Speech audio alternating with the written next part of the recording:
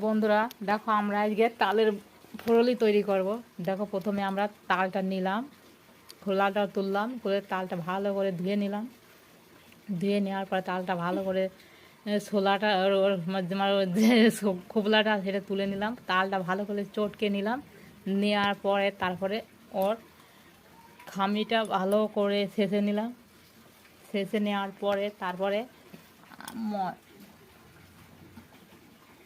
দেখো খামিটা তৈরি হয়ে গেছে। তৈরি পরে ময়দা, চিনি আর লবণ দিয়ে ভালো করে মেখে চটকে নিয়ে কড়াইতে তেলটা দিলাম। দেওয়ার পরে দেখো ছোটো ছোটো ছোটো করে কেটে তেলের উপর দিচ্ছি। দেখো তারপরে খুন্তি দিয়ে জাবরি দিয়ে নাড়াচাড়া দিয়ে দেখো কি সুন্দর করে ভাজা হচ্ছে। এবার ভাজা হয়ে গেছে, দেখো আমরা এবার তুলবো।